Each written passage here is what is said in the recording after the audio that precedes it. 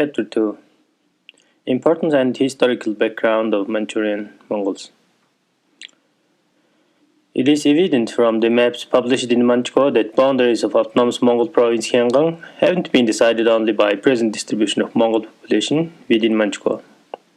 Railway politics and strategy must also have been taken into consideration. The frontier between Chinese and Mongols has been drawn so as to leave Chinese population of Manchukuo as far as possible all land occupied by new railways, Mongols being confined to the unexploited western territory. In fact, if Manchukuo be considered a buffer state, Yangon is the buffer province of the buffer state. The frontiers of Yangon province are therefore the greatest interest ethnically, politically, economically, and historically. The maps here used are based on the original map published by authorities of Yangon province dated 13 October 1932. This map, in turn, is physically based on South Manchuria railway map of Manchuria, current before the foundation of Manchukuo, which is issued in various forms. The Mongols of Manchuria are important for three chief reasons: their numbers and extent of their territory, and the strategic position they held in relation to Outer Mongolia and the part of Inner Mongolia still nominally under the control of China. In all three respects, their importance in recent years has been obscured by Chinese policy, with result that their present emergence into the affair of Manchukuo and China appears comparatively sudden and perplexing. In early years of Manchu Empire, importance of Mongols was always emphasized, together with the fact that Mongol territories were different in character from the Chinese part of empire. This was because Manchu Empire was founded on a coalition of frontier powers which made possible conquest of China. After the Manchus had transferred their capital to Peking, and as Manchus of the court became Chinese in culture, they developed gradually an anti-historical conception of the empire, treating China as the center and base, frontier dominance which had originally been the base as auxiliaries. This tendency was made positive by assertion of Western maritime power in 19th century, transferring the main focus of Chinese international affair from the Great Wall, where historically it had always rested, to the sea coast. The tendency was hardened again by the course of events under the Republic of China. Manchus, Mongols, Muslims, and Tibetans were treated at first as participants in the Republic on a sort of federative basis. Because, however, New Republic was treated internationally as essentially a Chinese republic, and because of introduction of armament and railway under Western pressure, developed an outward thrust against the frontier, which was a totally new phenomenon in Chinese history. There arose inevitably a tendency to subordinate all tribal interests to predominant interest of Chinese. From 1927, when Kuomintang, or Nationalist Party, came into power, this tendency was frankly asserted as a policy. The Manchus already had virtually disappeared by absorption among the Chinese, although regionalism of Manchuria remained a serious problem. This regionalism, together with quasi-national interest of Mongols, Muslims, and Tibetans, was to be suppressed and denied. All racial, cultural, and linguistic minorities were to be smothered and absorbed by the Chinese, and semi-independent outer dominance were to be converted into province homogeneous with China proper. Thus the name of Peking was altered to Beiping, and reminiscence of the name it had borne for a short while after the downfall of Mongol Empire in China, and as a symbol of pacification of reactionary north by the nationalist south. The name of Fujian province in Manchuria, with its imperial connotation, was altered to Liaoning, indicating its complete assimilation to China. Mongol territories in Manchuria had already been divided among the different provinces, and the rest of Inner Mongolia was similarly apportioned in 1929 among the normal Chinese provinces of Jiehe, Takhar, Suyuan, and Ningxia, after having been some years administered under the preliminary from the special administrative areas. Thus, Tongbe Nianqian, official yearbook of Manchuria, published under the auspices of Kuomintang just before the Japanese intervention of 1931, contains lists of Mongol banners and leagues, but no definition of Mongol territory or separate figures of Mongol population, which less acknowledged of Mongol question affecting a great part of Manchuria. The standard Japanese maps of Manchuria published by South Manchuria Railway carried much more detail about the distribution and tribal boundaries of Mongols than the Chinese maps, even before the creation of Manchukuo. Mongols are important numerically as the largest racial minority in Manchuria, though it is impossible to detect these from any standard work of reference or even in the Lytton report. No exact figures are available, but the fairest estimate is probably 2 million. The importance of Mongol population has usually been minimized in order to enhance the importance of Chinese character of Manchuria. The Mongols are referred to as forming from 3 to 5% of population, or in terms of population per square mile, which makes them appear inconsiderable and creates impression that all that surplus land ought to be taken away and given somebody who could use it. This is unfortunate, since Mongol question can't be properly understood unless land, people, history, and position are all considered, and unless possibilities of economic developments other than colonization are fairly appraised. Mongol territory, in spite of the way it has been eaten into by colonization, is still the largest territorial unit in Manchukuo, as can be seen from the map of Hyangam province. This was true even before the inclusion of Jiehe within Manchukuo.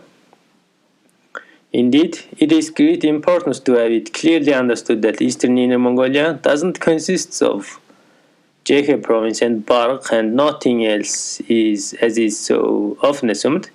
Mongol territories in Jiehe are only about a quarter of total Mongol territories in Manchukuo. Strategically, Mongol territory of Manchuria is of cardinal importance. Its main axis is a Hyangam range, which runs from the Amur Basin southward all the way into Jiehe province. The Mongol land lying east of this range is the Eastern Inner Mongolia, made familiar by Japanese usage, while the Bark region, lying west of the Hyangam range and now included in Hyangam province, is historically a separate Mongol territory, never fully identified with either Inner or Outer Mongolia. Bordering both Western Inner Mongolia and Outer Mongolia, the Mongol territory of Manchuria afford the easiest line of communication between the major divisions of Old Mongol domain. Of desert, lying east and west, has always been recognized both tribally and internationally as a national line of cleavage between Inner and Outer Mongolia. Desert itself, though not an absolute barrier, is a kind of barrier zone and has been of a great importance ever since our Mongolia declared itself independence of China in 1912, and especially since 1921, when policies of Soviet Russia and Outer Mongolia were coordinated. What divides the revolutionary Mongols of North from the conservative Mongols of South and East? Kiev, however, is bounded on the east by the southern reach of Hyangam Range, and along the flank of this range there is a good pasture and passage from the north to south, and easy communication between Outer and Inner Mongolia. Whoever controls Mongols of Hyangam Range can therefore exercise an influence on both Inner and Outer Mongolia in terms of tribal policies which have a planned meaning for people of the country in a way that can't be done from any other region. Historically, Mongols of Manchuria are an overflow from Outer Mongolia. The Hyangam Mountains appear to have formed in the most ancient times a barrier between Tungus tribes on the east and Mongols or tribes from which modern Mongols eventually developed on the west. The Tungus are related to Mongols in race, language, and culture, but at the same time are distinct from them in all these respects. In the great forests and along the great rivers of Manchuria, the Tungus groups differentiated themselves from the Mongol groups at a very early period. In the north, they developed both a reindeer economy and a dog economy, which set them apart from the pastoral Mongols. In the south, they adapted themselves at agriculture more readily than the Mongols, but in the south also because the geographical cleavage between Mongol and Tungus was much less abrupt, and the two groups were therefore closer to each other. They merged with each other more readily in race and culture. Of the great dynasties that have originated in Manchuria, the Liao or Hyetang of the 10th and 11th century were probably of an immediate Mongol Tungusic stock whose political power was based on the upper Liao Valley in what is now northern half of Jekhe province. They conquered China as far as Yellow River, but in the 12th century were displaced by the dynasty of Qing or New Qing, the founders of which were probably of pure Tungusic stock, originating in the forest to east and northeast of Liao Valley in what is now Girim province. They took over and enlarged the conquest of Liao dynasty, pushing on into China as far as Yanzi Valley. It was Qing, in all probability, who built Hyanggang Wall, although this wall is in south sometimes popularly attributed to Yu Fei, a Chinese hero who fought against the barbarians, and in the north to Chinggis Han, simply because of the Qing is a half-obliterated dynasty in the folk memory, both Chinese and Mongols. The Hyanggang Wall can only have been built to defend empire based on Manchuria against invasion from Mongolia. It runs from a point in Jekhe province along the eastern slope of Hyanggang Range to a point in Nonni Valley. Crossing the Hyanggang Range diagonally from this point, trace of another wall can be picked up, running roughly east and west across the northern part of Bark territory. This is quite possibly a part of the same frontier fortification system.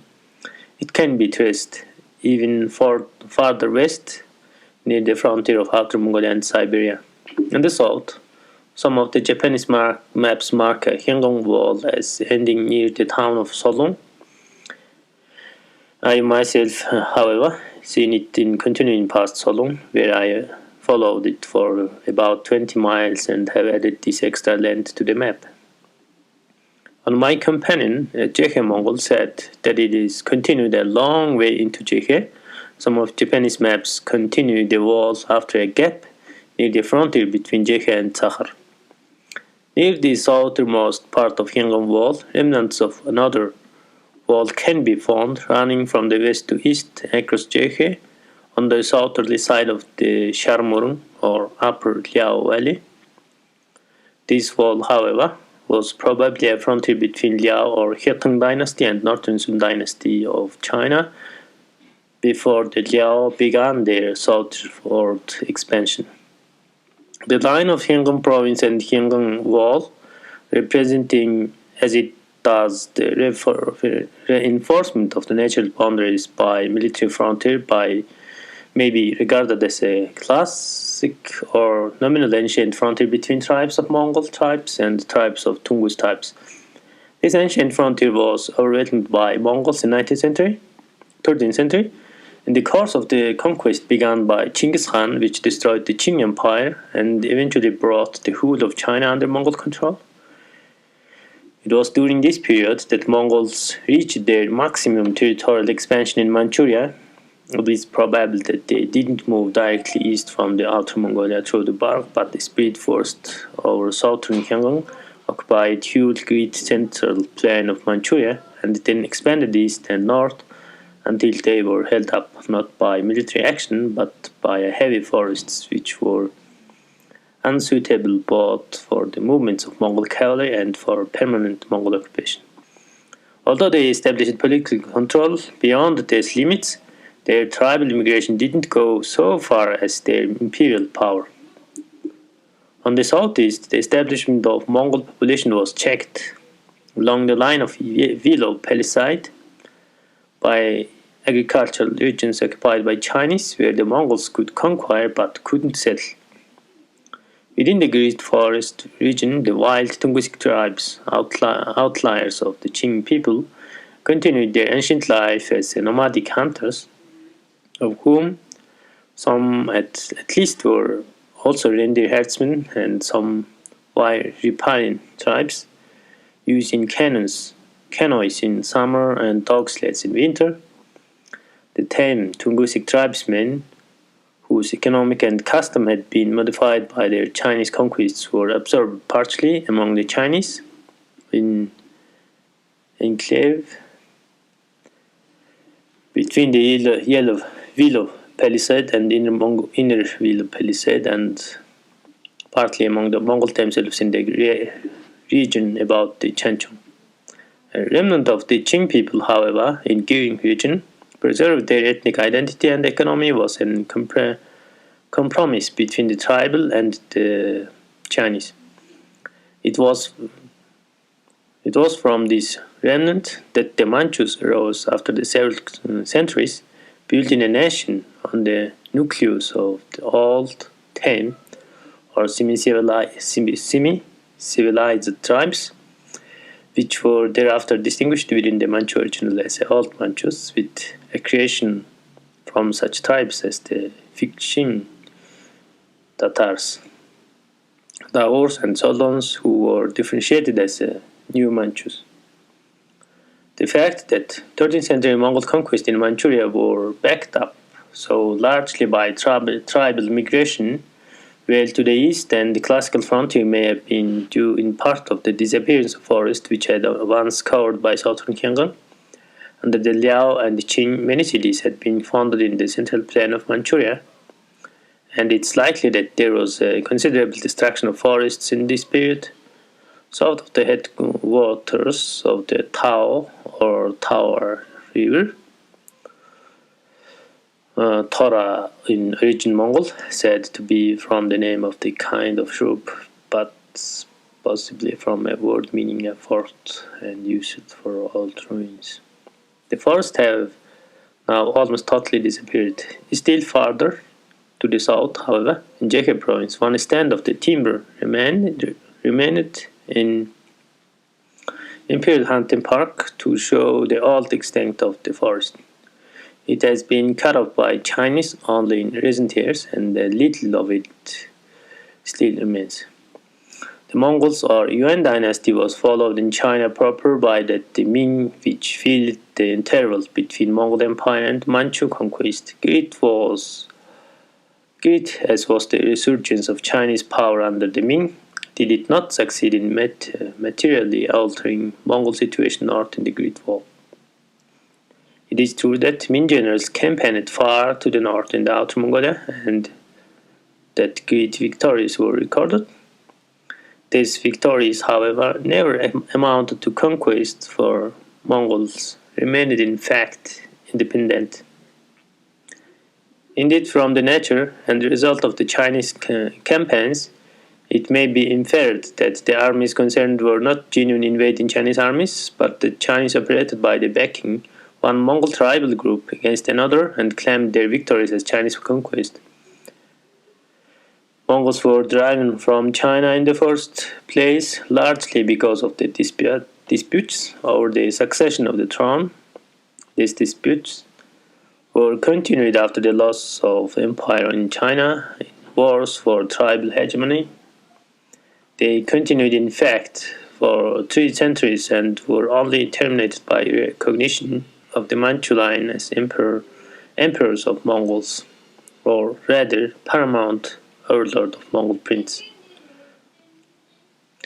The Ming dynasty fell so far short of the breaking the power of Mongols that in 1939, only 8 years after the establishment of the dynasty, Mongols actually invaded China, captured Chinese emperor, and held him for 8 years. In 1554, Peking was again besieged, though not taken by Han, famous as Altan Khan or Golden Khan of the Tumets, who were not barbarians from the distant outer Mongolia, but a comparatively small tribe, semi-civilized and semi-agriculturally established on the very border of China. In Guihua, Suyuan region, the name Guihua, which may be interpreted as a return of civilization, was in fact bestowed on the capital of Altan Khan by Ming. After the conclusion of peace, one of the terms being the grant of the title of honor Altan Khan, the name Suyuan originally given to the walled Manchu garrison town standing alongside the trading town of Guihua. But now the name of the province as well means rehabilitation of the distant, and is thus the mark of the later stage in growth of the Manchu Empire, when the distinction between conquest and conquered China and dominant frontier were being reduced to terms of the balance of power. In Manchuria itself, the Chinese power must have been confined in direct administration to the most ancient Chinese belt, bounded on the west by the Willow Palisade and on the north and northeast by the inner Willow Palisade. Here in lower valley of Liao and the Liaodong Peninsula, Chinese had been permanently established for centuries, though at intervals they had been ruled by barbarian conquerors. Their presence in this extreme southeastern part of Manchuria was based on the sea communication with Shandong and the use of the lower Liao River for the transport of grain and goods, which gave an economic range permitting the standard Chinese social economy of groups of cities in close touch with well-developed agricultural countryside. The distribution and character of the Mongol tribes in western Manchuria were certainly affected very little at this time. Among the Tungusic tribes of northern forest, it would appear that the Ming Chinese operated by device of granting titles and subsidizing the certain of the chiefs and supporting them against possible tribal rivals. The subsidized chiefs were then listed as tribute bearers. By this means, Chinese cultural influence penetrated far beyond the limits of true political authority. But unfortunately, it has become the custom to take any kind of evidence of Chinese penetration as proof of government control. Thus, in a pamphlet by Dr. Li Qi, it is claimed that 2 stone tablets found near the mouth of the Amur are decisive evidence of Chinese conquest and administration as a result of the expedition led by Chinese eunuch in 1411. Yet from the form of administration, it appears that these regions were still, properly speaking, tribal. The administration of these garrisons was left to native chiefs with hereditary rights, and if they should become disobedient, the appointment might be transferred to another family at any moment.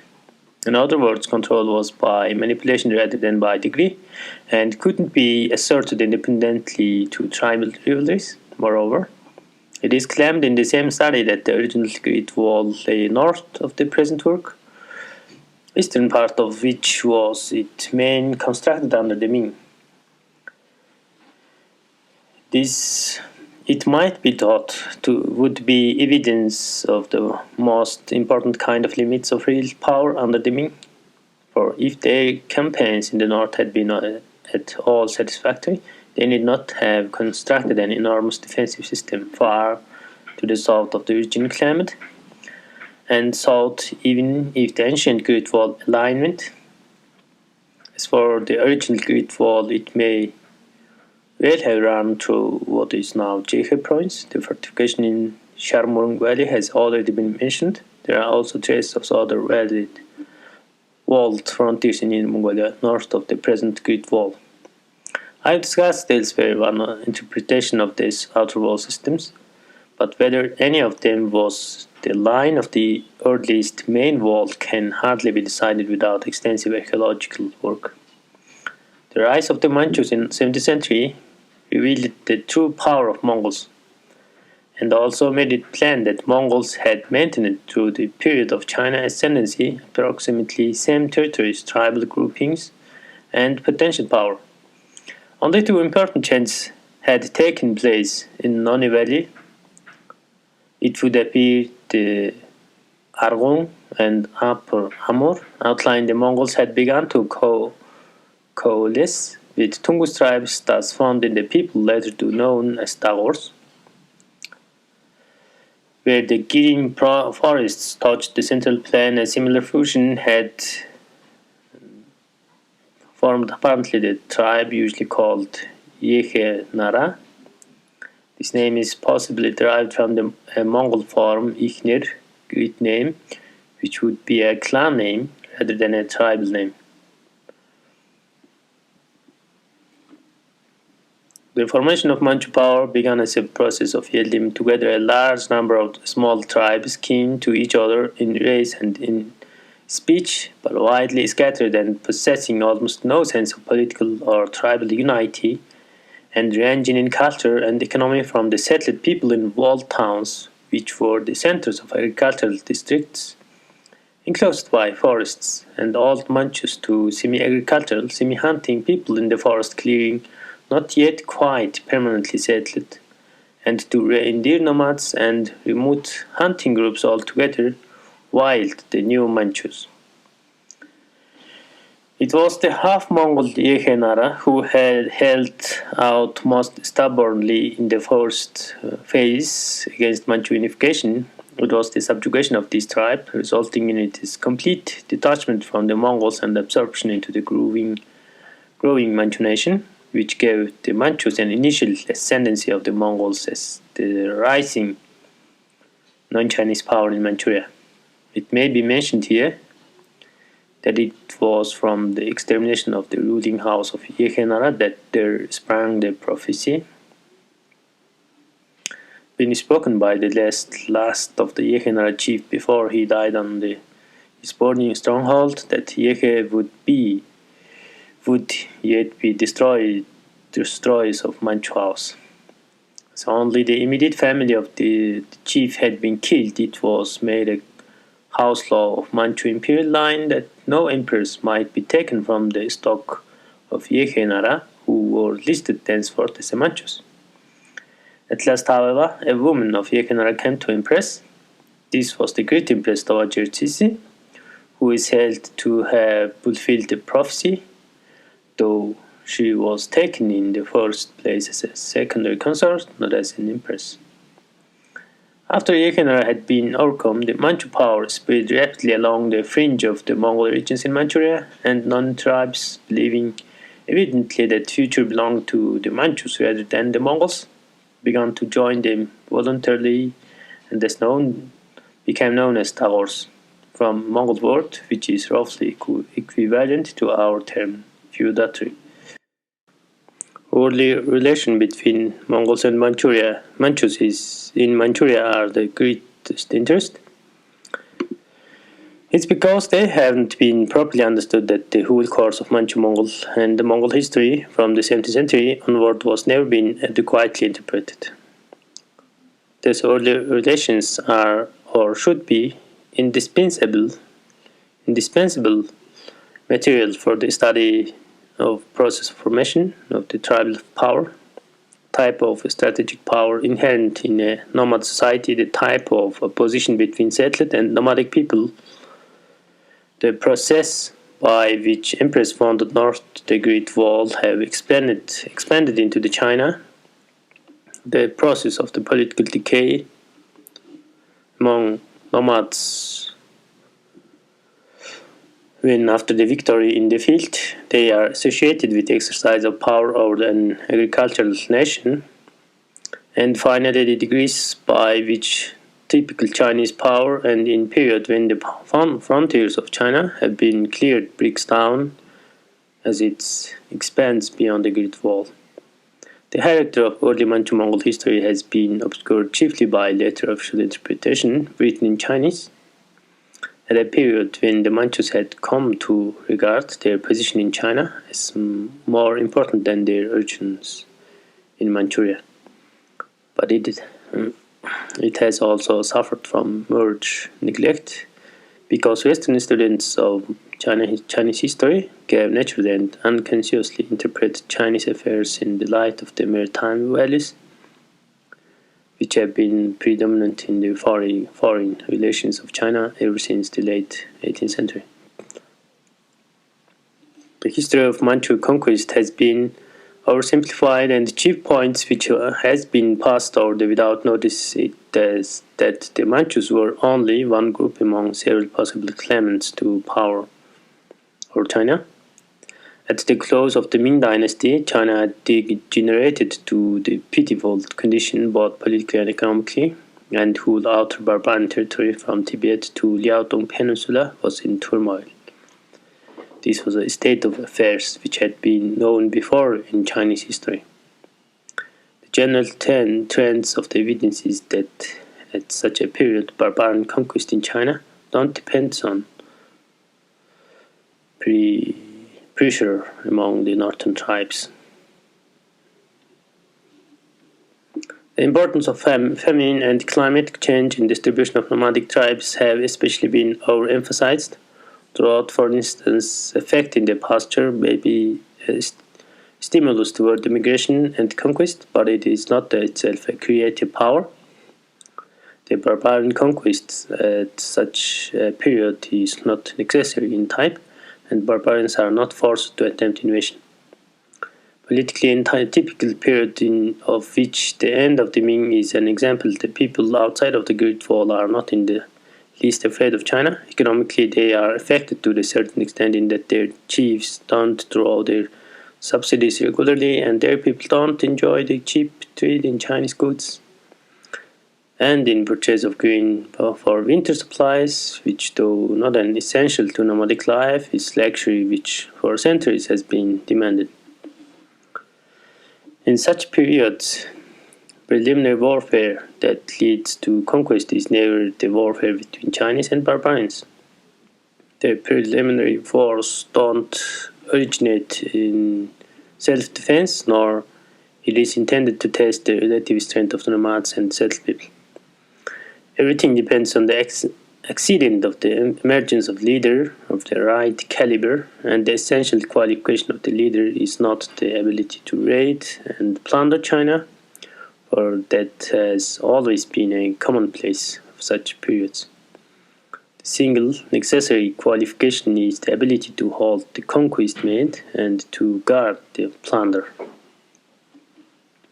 In order to establish this qualification and to win a dependable following, ambitious barbarian leader must prove his worth not to Chinese, but to his peers, the other possible barbarian invaders. It therefore follows as an axiom of Chinese history that successful invasion of China must be preceded by severe tribal fighting to the north of China, and that such fighting is much more serious in a military sense than the subsequent operation attending to actual invasion. It is not necessary to present thesis to draw a parallel from the modern or contemporary Chinese history, though it would be interesting to draw them. But it may be pointed out that in the problems of Manchukuo, the Chinese frontier offers no difficulties. Dangerous frontiers are those of Siberia and Mongolia.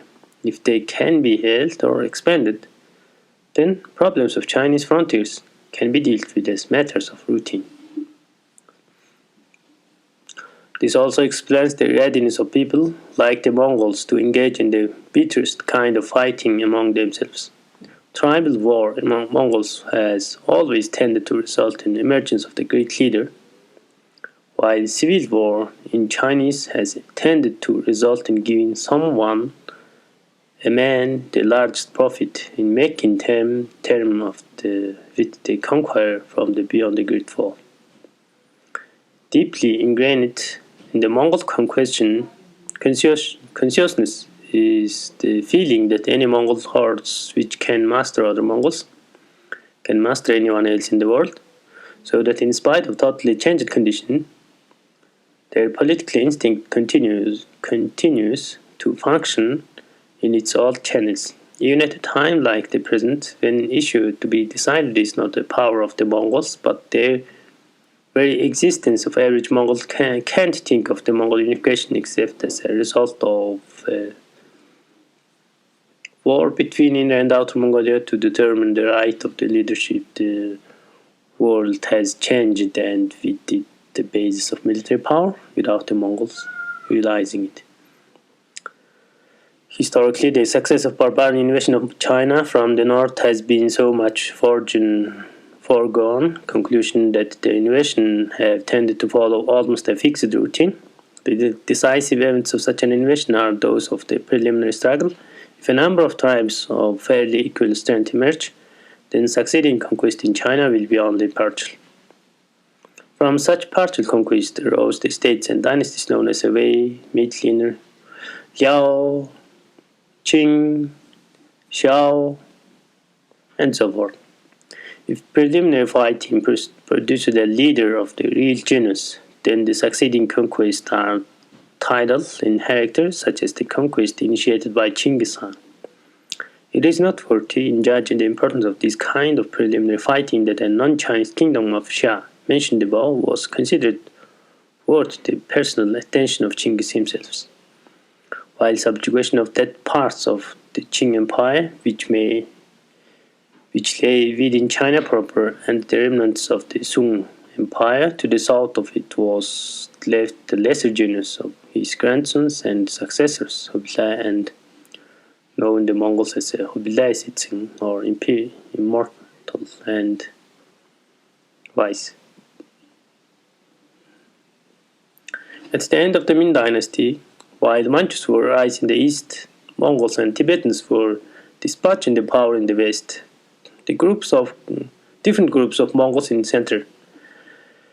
Mongols produced a number of remarkable leaders, but so unconquerable by Mongols or anyone else for different major divisions of Mongol people that none of them succeeded in winning complete mastery. It was this deadlock among the Mongols which loved the Manchus, originally much inferior to them in power, to conquest China. But Manchus were never strong enough to conquer Mongols outright. Every major extension of the Manchu power in Mongolia had therefore been prepared by compromise, and the effect of this series of compromises was traceable thereafter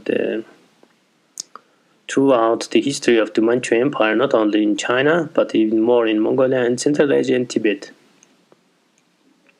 In the mid-7th century, Mongols occupied about one half of the Manchuria and nearly whole of what is now the province of Czechia.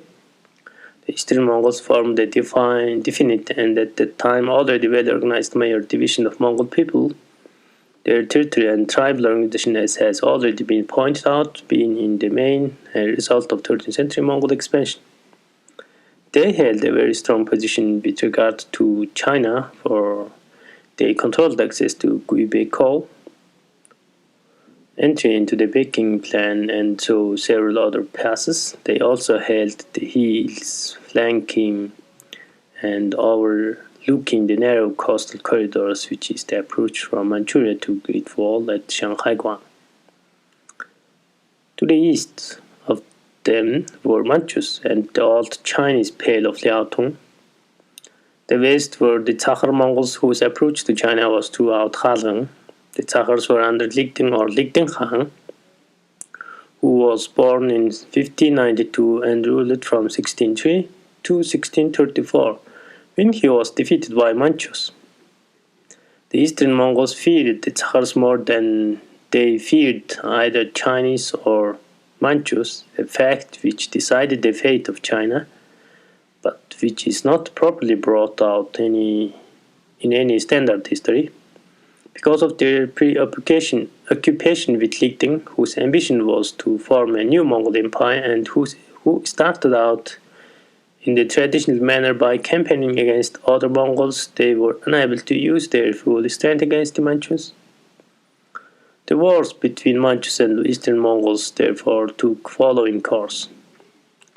Norkhuch and his Manchus won a few victories over the Mongols, none of them really decisive, while Mongols were taken up with affairs on the Takhar frontiers.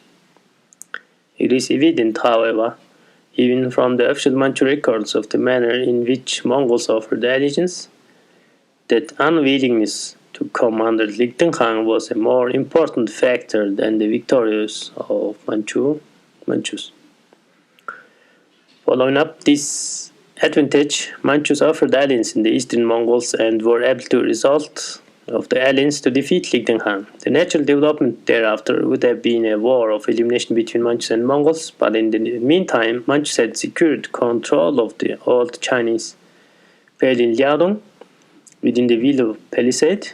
This Manchu success also achieved by the mixed process of conquesting and alliance, in which alliance and establishment of Chinese troops result in the formation of Chinese bannermen, was at least as important as conquest. Immeasurably fortified the base of Manchu power. Manchu army, almost as mobile as Mongols and welded together by many campaigns, was now backed by the wealth and resource of the Chinese Pale. The combination of Manchu mobility and Chinese solidity was too much for Eastern Mongols, who therefore remained content with the advantages they derived from the Manchu alliance, rather than risk to attempt overthrow of the Manchus. Moreover, Eastern Mongols never produced a great leader peculiarly their own, like Alteng Khan of Tumut, Ligdeng Khan of Takhar, Galteng Khan of Old. Eastern Mongols therefore supported the foundation of Manchu Empire in China, and Manchus, working from the advantage of this initial Mongol alliance, were able thereafter to extend their empire gradually until it included the Mongols of Outer Mongolia and Central Asia. This is not the place to discuss the in detail relations of Manchus with Mongols as a whole, but it should be pointed out, indeed can't be too strongly emphasized, that Manchu sovereignty was not achieved by outright conquest, but was always based on the alliance with some of the groups of Mongols against other groups, and that the status of Mongols within the empire was different from the higher than that of Chinese. Manchus, in almost every case, made important concession to each Mongol groups that came within empire, using a favorable terms first accorded to the Eastern Mongols as a present. The result was the Mongols never regarded themselves as a conquered subject, but as a free allies among some ancient Mongol archives. According to Gile, there has recently been discovered a document dated on 1636 under which the Mongol chiefs recognized the suzerainty of the Manchu Empire. It was, however, stipulated that in the event of the fall of dynasty, all laws existing previously unto this date should again come into force. As this is only 2 years later than the defeat of Ligdeng Khan, agreement must have applied specifically to Prince of Manchurian Mongols. The high standing of all Mongols was, however, later confirmed in a practical administration, and decisions in Mongol cases being referred to the ancient Mongol code, essentially in the same as codification of tribal law drawn up in the time of Chinggis and recognized also by Russians as a steppe law. Under this practice, Mongols were granted a form of extraterritoriality. The right of the entry of Chinese into Mongolia was limited and regulated. Intermarriage between Mongols and Chinese was also prohibited, but this law was, of course, nullified by the habit of Chinese traders in Mongolia of taking temporary Mongol wives.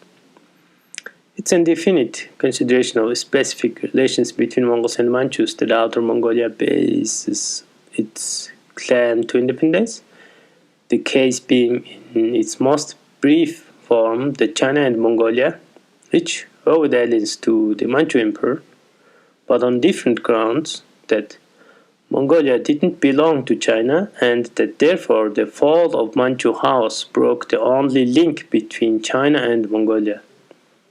Mongols automatically becoming an independent nation, the same case should be stated for Inner Mongolia, but Mongols of Inner Mongolia haven't been strong enough to assert and carry out.